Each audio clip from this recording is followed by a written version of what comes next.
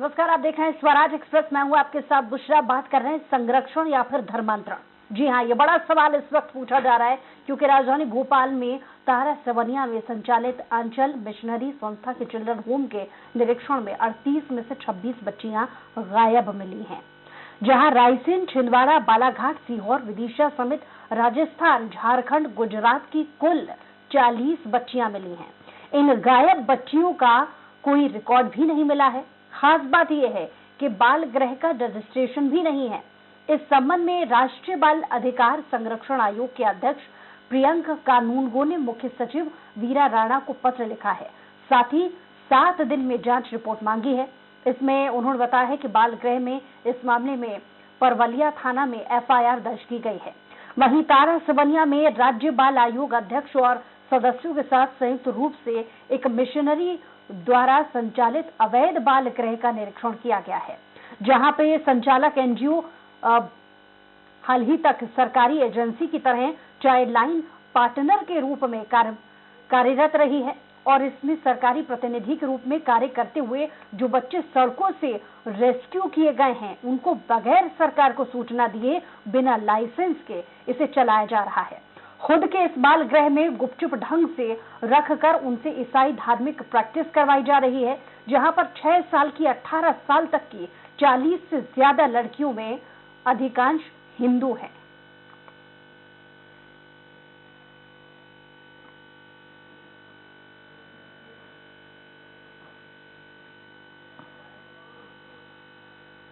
परसों के दिन 3 तारीख को हम लोगों ने निरीक्षण किया था, जिसमें कि बाल आयोग के राष्ट्रीय बाल आयोग के जो अध्यक्ष प्रियंक कानूनगो जी भी हमारे साथ में थे और मध्य प्रदेश बाल अधिकार संरक्षण आयोग के अध्यक्ष द्रविंद मोरे जी भी थे और मेरे साथ में मेरे और एक सदस्य श्री ओमकार सिंह जी भी हमारे साथ थे। तो हम लोग उस वहाँ पर चूंकि बच्चे रह रहे थे तो हम लोगों ने विजिट करने का सोचा था और जब हम वहाँ पहुंचे तो हम लोगों ने बार बार जो अनिल मैथ्यू है उससे जाते ही पूछा भी था कि कोई ऑर्फन बच्चे तो नहीं है, सेमी ऑर्फन तो नहीं है। तो उन्होंने साफ मना कर दिया था कि यहाँ पे ऑर्फन भी नहीं है और सेमी ऑर्फन बच्चे भी नहीं है। पर बाद में बच्चों से बात करने पर पता पड़ा कि उनके माता पिता भी नहीं है और कई बच्चे ऐसे हैं, 4-5 बच्चे जो सिंगल फादर हैं, सिंगल पेरेंट्स के हैं। आज तक समाचार पत्रों में या किसी में आया है, जानकारी जुटा रहे हैं, जो ऐसा पाप करेगा उस पर एक्शन होगा, कार्रवाई होगी। तो मध्य प्रदेश की राजधानी में धर्मांतरण का खेल काफी सालों से चला आ रहा था, लेकिन बड़ी बात यह है कि अब तक इस पूरे मामले में कोई कार्रवाई नहीं की गई है। जब ऊपरी तौर पर जांच में यह भी खुलासा हुआ है कि बिना किसी सरकारी रिकॉर्ड में रखे इन लड़कियों को इस NGO के द्वारा इस गृह में रखा जा रहा था। और दूसरी सबसे बड़ी बात इसमें सामने आई है कि हिंदू लड़कियां होने के बावजूद उनसे क्रिश्चियनिटी के साथ जो है रखा जाता था, उनसे प्रार्थना कराई जाती थी। तो ईसाई धर्म की प्रैक्टिस करवाते थे वहां पर बच्चियों से।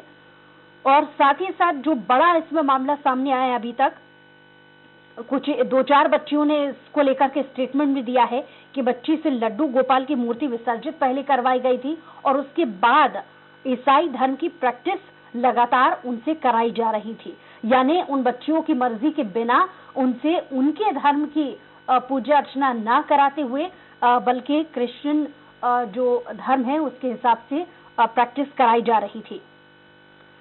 तो जाहिर है राजनीतिक तौर पर अगर देखा जाए तो कांग्रेस की तरफ से भी इसमें ये कहा जा रहा है कि इस पर जांच होनी चाहिए और तमाम स्टेटमेंट इसको लेकर के सामने आ रहे हैं। लेकिन बड़ा सवाल कि इतने सालों से जब अवैध तरीके से बच्ची रह रही थी तो इस पर जांच क्यों नहीं। और चलिए इस पर चर्चा के लिए हमारे साथ विशेष पैनल भी जुड़ रहा है। प्रियंक कानूनगो राष्ट्रीय अध्यक्ष हैं, हमारे साथ फोन लाइन पे जुड़ गए। बहुत स्वागत आपका।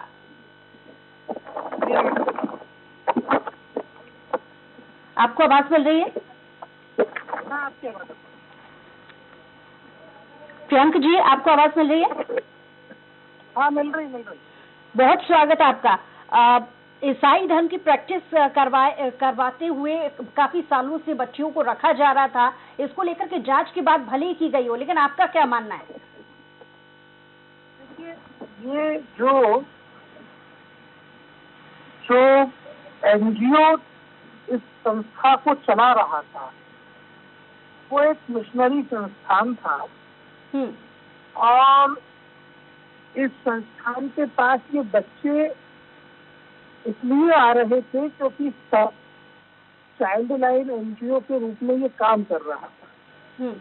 भारत सरकार ने पिछले वर्ष ही मध्य प्रदेश सरकार को ये कहा था कि चाइल्ड लाइन का संचालन सरकार अपने हाथ में ले, एनजीओ को ये काम अब नहीं करना चाहिए। इसके लिए एसओपी जारी की थी और उसके अनुसार फंडिंग की भी व्यवस्था की थी। मध्य प्रदेश सरकार के अधिकारी हठधर्मिता पूर्वक ये काम एनजीओ से करवा रहे थे। इसका परिणाम है कि इस प्रकार के गड़बड़ एनजीओ जो थे, इन्होंने बच्चों को सीडब्ल्यूसी के सामने प्रस्तुत नहीं किया, विधिमान्य प्रक्रियाओं का पालन नहीं किया और बच्चों को गुपचुप ढंग से अपने अवैध अनाथ आश्रमों में रख के क्रिश्चियन धर्म की प्रैक्टिस करवा रहे थे। ये उनको ग्रूम करके कन्वर्ट करने का प्रयास कर रहे थे। इसलिए जरूरी था, हमने एफआईआर के निर्देश दिए, पुलिस ने एफआईआर दर्ज की है। अब बेहद जरूरी हो जाता है कि चाइल्ड लाइन का काम तत्काल एनजीओ से लेके सरकार अपने हाथ में ले और इस प्रकार के जितने भी एनजीओ हैं तो चाइल्ड लाइन का संचालन और बाल गृहों का संचालन संयुक्त रूप से कर रहे हैं, उन पर जांच की जाए। हमने चीफ सेक्रेटरी को इसके निर्देश दे दिए। लेकिन प्रियांक जी, आपको नहीं लगता है इस पूरे मामले में एक एंगल नहीं बल्कि 3 अलग अलग ऐसे एंगल हैं जो जांच का विषय है? पहला, अवैध तरीके से ये एनजीओ चलाया जा रहा था। दूसरा, किसी की धार्मिक भावनाओं को आहत किया जा रहा था, जबरदस्ती उन्हें दूसरा धर्म अपनाने को लेकर के दबाव बनाया जा रहा था। और तीसरा कि सरकारी रिकॉर्ड में इसका ना होना बहुत सारे सवाल खड़े करता है।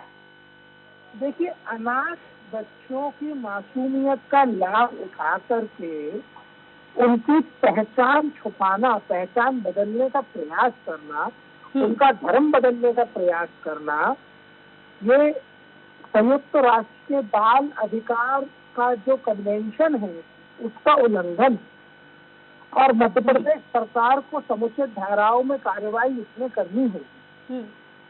इसमें जो आला अधिकारी इन्वॉल्व हैं, महिला बाल विकास विभाग के जो सीनियर ऑफिसर्स हैं, उनकी भूमिका संदिग्ध है और उनके। लेकिन प्रियांक जी, आप भी क्योंकि राष्ट्रीय अध्यक्ष है बाल आयोग से, जाहिर है कि आपकी भी एक जिम्मेदारी बनती है कि आप अब क्योंकि ये मामला संज्ञान में आ गया है तो इसको देखते हुए और भी अब जांच को लेकर के या कार्रवाई किए जाने को लेकर आप अपनी तरफ से क्या मांग करते हैं, क्या पहल करते हैं? तो क्या एक्शन लिए जाने को लेकर के आप आगे आएंगे प्रियांक जी?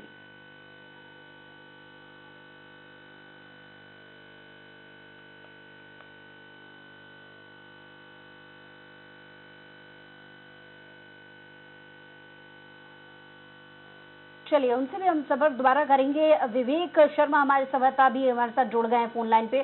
विवेक, क्या रिपोर्ट अभी तक आपके पास आई है? क्योंकि जिस तरीके से पूरा मामला सामने आया है, 3 अलग अलग मामलों को देखते हुए जांच अलग अलग दायरे के हिसाब से होगी, तो क्या रिपोर्ट अभी तक आपके पास? विवेक, बात कही जा रही थी, आप सुबह से ही बात करें तो प्रशासन पूरी तरीके से अलर्ट नजर आ रहा है। ऐसे में बात करें कि जो संस्था है, इस संस्था के अंदर सभी दरवाजे जो अंदर रहने वाले हैं उन्होंने लगा के रखे हैं और कोई भी कुछ बात करने के लिए तैयार नहीं हो रहा। सबसे बड़ी बात करें तो जब ग्रामीणों से हमारी विषय को लेकर चर्चा हुई तो उन्होंने कहा कि इस तरीके की संस्था थी जो गरीब बच्चों को पढ़ाती थी, यही जानकारी उनके पास है, लेकिन कोई भी स्पष्ट रूप से नहीं बता पा रहा कि आखिर ये मिशनरी स्कूल जब संस्था संचालित की जा रही थी और तो यहाँ पर किस तरीके से कितने बच्चे रहते थे। हालांकि एक रिकॉर्ड मिला है जिसमें 68 बच्चे जो है अलग अलग जगह से लेकर आए गए थे। ऐसे में बात करें कुछ मध्य प्रदेश के बाहर से भी बच्चे इसमें लाए गए।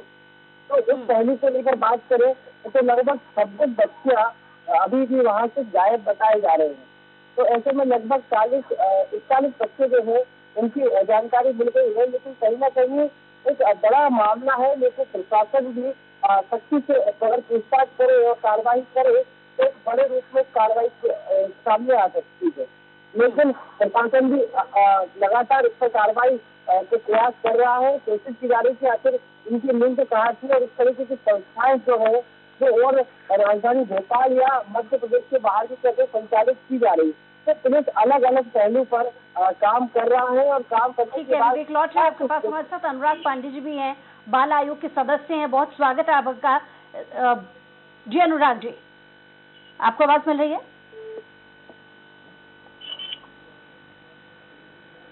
अनुराग जी हमें सुन पा रहे हैं? हाँ जी, सुन पा रहा हूँ जी अनुराग जी, जिस तरीके से ये मामला सामने आया है, बहुत सारे ऐसे प्रश्न हैं इस मामले के सामने आ जाने के बाद उठते हैं। पहला कि इतनी आसानी से सुरक्षा व्यवस्था, सबसे बड़ा सवाल है कि इतनी आसानी से इतनी सारी बच्चियां वहां पर रह रही थी, कोई सरकारी रिकॉर्ड में इनका नाम नहीं है। दूसरा, अवैध तरीके से ये एनजीओ चलाया जा रहा था। और तीसरा, धार्मिक भावनाओं को आहत करने का भी ये मामला है, क्योंकि जबरदस्ती बच्चियों से दूसरा धर्म अपनाने की जो है दबाव बनाया जा रहा था। तो आप इस पूरे मामले को किस तरीके से देख रहे हैं? देखिए, बहुत ही संवेदनशील मामला है। इस प्रकार की घटना भोपाल के पास के क्षेत्र में होना बहुत ही एक भय व्याप्त करता है कि क्या स्थिति है देश में बच्चों की। क्योंकि बच्चों को रखने के लिए रेलवे चाइल्ड लाइन और नॉर्मल चाइल्ड लाइन, दो प्रकार की चाइल्ड लाइन चलती थी। जो बच्चे रेलवे से रेस्क्यू होते थे उनको रखने के लिए अलग प्रकार की सुविधाएं थी, जो बाल गृह की सुविधाएं होती जूनियर जस्टिस एक्ट की उसके अकॉर्डिंग। उसी तरह नॉर्मल बच्चे जो होते थे उनको भी रखने की सुविधाएं दी। तो जो आंचल शिशु गृह, जिस शिशु गृह की बात हो रही है, उसमें जो बच्चियां रखी जा रही थी, ये चाइल्ड लाइन का मामला बहुत समय से सरकार के साथ पेंडिंग चल रहा है और मध्य प्रदेश में उसको नए तरीके से लागू किया जाना है, जिसके लिए कई बार कैबिनेट निर्णय भी आए हैं। और आदरणीय प्रियंक जी, जो हमारे एनसीपीसीआर के अध्यक्ष महोदय, उन्होंने भी इस पर कई बार मुद्दा उठाया कि जब जो चाइल्ड लाइन है उसे शासन के द्वारा चलाया जाना है, तो उसकी कार्रवाई एनजीओ के माध्यम से चलाया जाना क्यों? बार बार इस पर प्रश्न उठाए जा रहे हैं। तो इस प्रकार जो रेस्क्यू हुई बच्चियां हैं, उनको किसी भी स्थान पर जो पंजीकृत नहीं है वो रखे जाना बहुत ही ज्यादा संदिग्ध है। और इसको लेकर ही आदरणीय प्रियंक जी ने कार्रवाई करी है और कार्रवाई के साथ बच्चे भी रेस्क्यू किए हैं, एफआईआर भी हुई और आगे की जो कार्रवाई हो रही है उसको सही ढंग से कर पाना। और इसके लिए प्रमुख सचिव को भी पत्र लिखा है उन्होंने, ताकि इसकी जांच पूर्ण तरीके से की जाए और जांच के आधार पर आगे जो कार्रवाई है वो पुख्ता रूप से की जाए। बिल्कुल। अनुराग जी, लौट रही हूँ आपके पास। हमारे साथ संगीता जी भी जुड़ गई हैं। संगीता शर्मा जी कांग्रेस से प्रवक्ता हैं, बहुत स्वागत है आपका संगीता जी। जी धन्यवाद शुभ्रा जी। संगीता जी, धर्मांतरण का खेल खेला जा रहा है राजधानी में और एक या दो बच्चियां नहीं बल्कि 60 से ज्यादा इनकी संख्या बताई जा रही है। इस लगातार इस खेल में प्रशासन की और सरकार की एक बहुत बड़ी लापरवाही सामने आई है, इस पर क्या कहेंगे?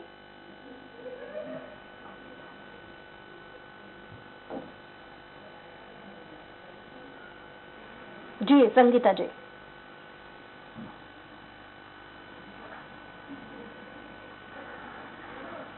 चलिए, संगीता जी तक आवाज नहीं पहुंच पा रही है। अनुराग जी के पास एक बार फिर से चलेंगे। जी अनुराग जी, बात पूरी कीजिए।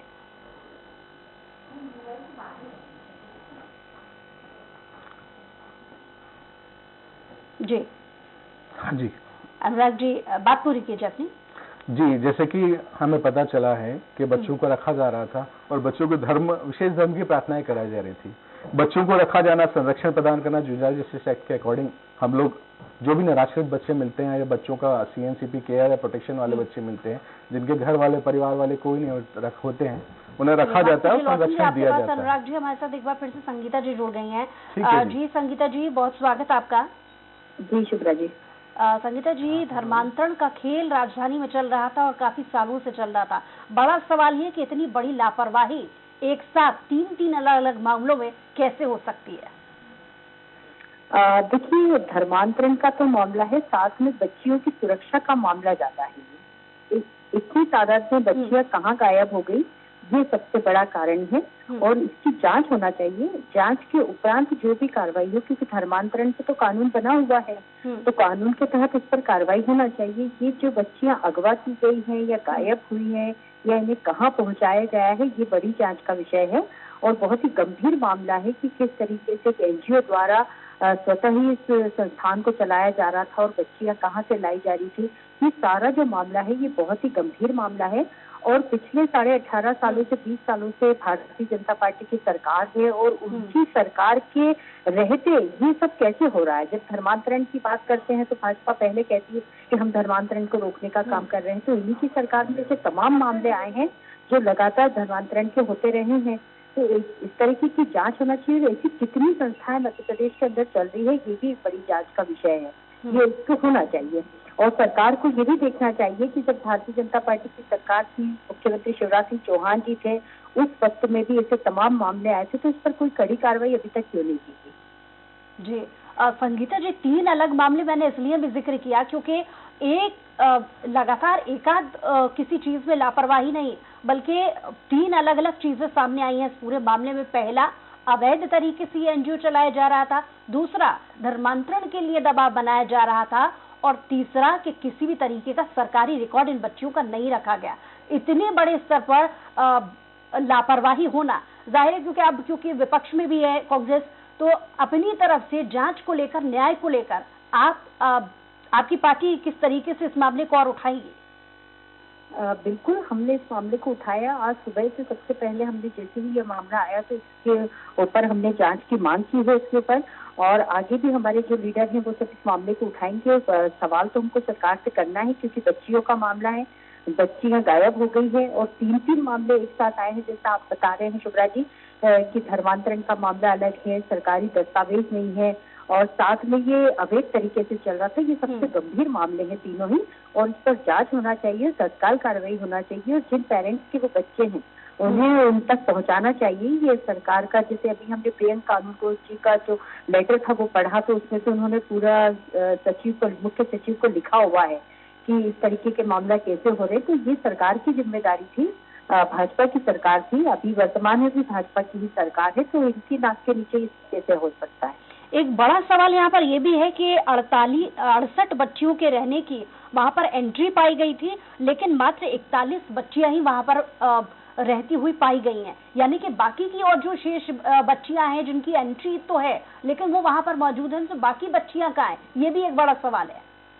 जी हाँ शुभ्रा जी, मैंने पहले ही कहा कि ये जांच का विषय है कि इतनी बच्चियां इतने तादाद से कहाँ चली गई, अगवा की गई हैं, किडनैप की गई हैं, हॉस्टल से गायब हो गई हैं, मतलब पूरी तरीके से जांच का विषय है। और मुझे लगता है कि इस पर तो 1 मिनट की भी देरी नहीं करना चाहिए और इस पर तत्काल कार्रवाई के निर्देश मुख्यमंत्री जी को दे देना चाहिए। चलिए संगीता जी, लौट रही हूँ आपके पास। हमारे साथ स्टूडियो से निवेदिता शर्मा जी भी हमारे साथ जुड़ गई हैं, बाल आयोग की सदस्य हैं। बहुत स्वागत है आपका।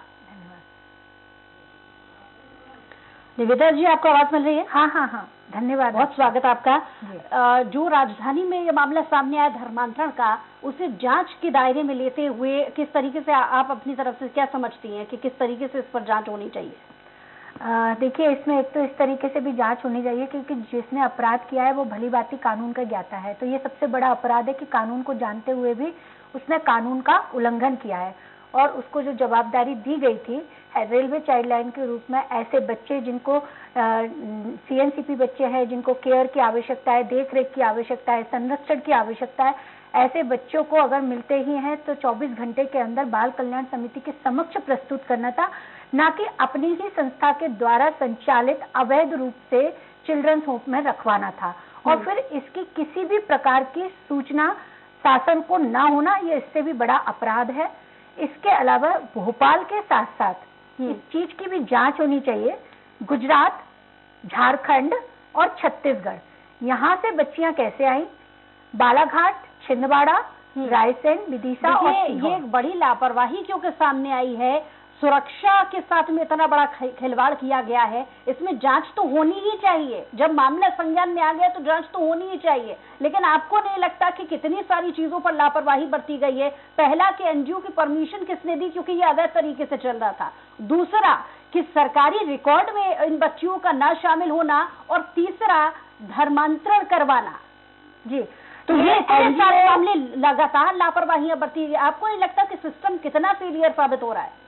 बिल्कुल, एनजीओ अवैध नहीं है, एनजीओ तो रजिस्टर्ड है, संजीवनी है, पर इसके द्वारा जो संचालित होम्स है वो अवैध है। चोपड़ी रिपोर्ट में अभी तक सामने आया है एनजीओ अवैध रूप से चलाया जा रहा था। नहीं, एनजीओ अवैध नहीं चलाया जाता, एनजीओ तो उसका संजीवनी है जिसके द्वारा अभी तक चाइल्ड लाइन संचालित की जाती है। अगर किसी भी एनजीओ का रिकॉर्ड सरकारी दस्तावेज में शामिल नहीं होता तो उसे अवैध रूप से माना जाएगा। ये मैं आपको करेक्ट कर दूं, ये रजिस्टर्ड संस्था है, परंतु ये चाइल्ड लाइन चला रही थी अभी तक, और इसमें जो चिल्ड्रंस होम है वो रजिस्टर्ड नहीं है, वो अवैध है। अनुराग जी भी हमारे साथ जुड़े हुए हैं। जी अनुराग जी, जिस तरीके से जांच को लेकर के निवेदिता जी कह रही हैं, क्या वाकई, क्योंकि उनसे सवाल मेरा था कि इसमें प्रशासन की बहुत बड़ी लापरवाही, आपको क्या लगता है? देखिए, जहां तक प्रशासन की बात है, निवेदिता जी ने बहुत सही कहा कि एनजीओ रजिस्टर्ड है, एनजीओ को बहुत सारे काम होते हैं, बायलॉज होते हैं, उस आधार पे काम करना होता है, और शिशु गृह और बाल गृह की मान्यता महिला बाल विकास के द्वारा पूरा प्रक्रिया है, उस प्रक्रिया के थ्रू लेनी होती है। जो उन्होंने नहीं ली, उसके बावजूद बच्चे वहां पर रखे और इतने अलग अलग जिलों से रखे, ये मामला बहुत संदिग्ध है। तो इस पर संपूर्ण रूप से जो जांच होनी चाहिए, उसकी कार्रवाई को लेकर प्रियंक जी भाई साहब ने पत्र लिखा है, और कार्रवाई पूरी जांच प्रस्ताव आने के बाद बृहत कार्रवाई की जाएगी। इसकी हम लोगों की तरफ से बिल्कुल बराबर समीक्षा की जाएगी और कार्रवाई अच्छे ढंग से ही होगी। ठीक है, संगीता जी भी हमारे साथ जुड़े हैं। संगीता जी, क्योंकि मामला यहाँ पर प्रशासनिक लापरवाही का भी है, सुरक्षा को लेकर के भी है, क्योंकि ये एक राज्य की बात नहीं है, जानकारी में ये है कि दूसरे अन्य राज्यों की भी बच्चियां यहाँ पर लाई गई थी और काफी समय से रह रही थी। इसको लेकर क्योंकि आप विपक्ष में क्या कहेंगे?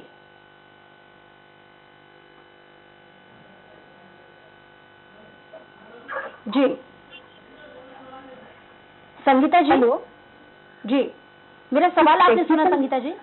नहीं, आपका सवाल पूरा नहीं सुन पाई, कुछ टेक्निकल। ठीक है, मैं सवाल दोहरा रही हूँ। संगीता जी, मामला सिर्फ एक राज्य से जुड़ा हुआ नहीं है, क्योंकि जानकारी है कि ये जो तमाम बच्चियां रह रही थी वो और दूसरे अन्य राज्यों से भी, सुरक्षा को लेकर के बड़ा सवाल उठता है। आप क्योंकि विपक्ष में हैं, क्या कहेंगे? बिल्कुल, ये लापरवाही का मामला है, सुरक्षा का मामला है, अपराधियों पर कार्रवाई करने का मामला है, और मुझे लगता है कि इससे सबसे पहले जांच होना चाहिए। जांच के उपरांत जो भी दोषी है उन पर कार्रवाई होना चाहिए, क्योंकि बच्चियों से जुड़ा मामला है। और आपने देखा है कि 18.5 सालों से अब महिलाएं असुरक्षित है मध्य प्रदेश के अंदर, और ये बच्चियां कहां कहां से कब कब लाई जा रही, और ये कितने सालों से ये अवैध तरीके से चलाया जा रहा है, इसकी भी जांच होना चाहिए। और अभी तक कितने बच्चे वहां से गायब हैं, ये भी जानकारी होना चाहिए, क्योंकि अभी तो मामला सामने आया है 68 बच्चे होना चाहिए थे, पर 41 निकले हैं, और 26 बच्चे अभी कहाँ पर हैं, और इसके पहले कितने बच्चे गायब हो चुके हैं, और ये कब से चल रहा है ये केस। तो इसकी जानकारी पूरी होना चाहिए, इसकी पूरी जांच होना चाहिए, दोषियों पर कार्रवाई होना चाहिए। हमारी तो सरकार से यही मांग है। ठीक है संगीता जी, क्योंकि समय की कमी है, इसलिए विवेक से भी हम जानकारी और ले लेते हैं इस पूरे मामले में। विवेक, और क्या अपडेट इस मामले से जुड़े आपके पास है? और दूसरा, क्योंकि 68 बच्चियां ऑन रजिस्टर पाई गई थी उस एनजीओ से जुड़ी हुई, लेकिन रहती हुई महज 41 बच्चियां पाई गई, तो बाकी की जो बच्चियां वो कहाँ है? इस सवाल का जवाब अभी तक मिल पाया है? देखिए, अभी तक कोई भी कुछ भी कहने से बचते नजर आ रहे हैं, चाहे संस्था की बात करें या पुलिस की बात करें। पुलिस भी अभी तक इस मैटर पे कुछ भी बोलती नजर नहीं आ रही है। सिर्फ उन सभी का ये कहना है कि अभी जांच की जा रही है, जांच की जा रही है। हालांकि केवल जांच ही जांच में प्रशासन पूरी तरीके से लगा हुआ है। लगभग आज पूरा दिन निकलने को, ऐसे में जो लड़कियां गायब हुई हैं, ना वो लड़कियों की जानकारी मिल पा रही है, और ऐसे में सिर्फ एक रजिस्टर के माध्यम से जो आंकड़े निकल कर आ रहे हैं, जिसमें 68 लड़कियों की डिटेल है, लेकिन ऐसे में केवल 41 लड़कियां मौके पर है। तो ऐसे में सवाल यही उठता है कि जो 26 लड़कियां हैं वो आखिर कहाँ हैं? तो प्रशासन लगातार कोशिश कर रहा है और ढूंढने का प्रयास कर रहा है, क्योंकि अलग अलग जगह से लड़कियां भी आई हैं। जिस तरीके से बताया जा रहा है कि रायसेन ले लें, चाहे सागर के आसपास की लड़कियां, तो कहीं ना कहीं इस तरीके का मामला जो है कि कौन इस तरीके से वहां से लड़कियों को लेकर आता था। और जब केंद्र सरकार ने इस तरीके के एनजीओ को पूरी तरीके से बंद कर दिया था और सरकार के अधीन एनजीओ को चलना था, लेकिन उसके बावजूद भी इस तरीके के एनजीओ राजधानी भोपाल के समीप चल रहे थे। तो कहीं ना कहीं पूरे जांच का विषय है, और इस तरीके कितने एनजीओ और भी राजधानी भोपाल या पूरे मध्य प्रदेश में चल रहे हैं। नजर बनाए रखिए, आपसे अपडेट्स लेंगे। फिलहाल बहुत शुक्रिया तमाम जानकारी के लिए, और बाकी सभी मेहमानों का भी बहुत शुक्रिया हमारे साथ जुड़ने के लिए, तमाम बातचीत के लिए। और इसी के साथ ही फिलहाल इस बुलेटिन में इतना ही। कुछ और खबरों के लिए देखते रहिए स्वराज एक्सप्रेस।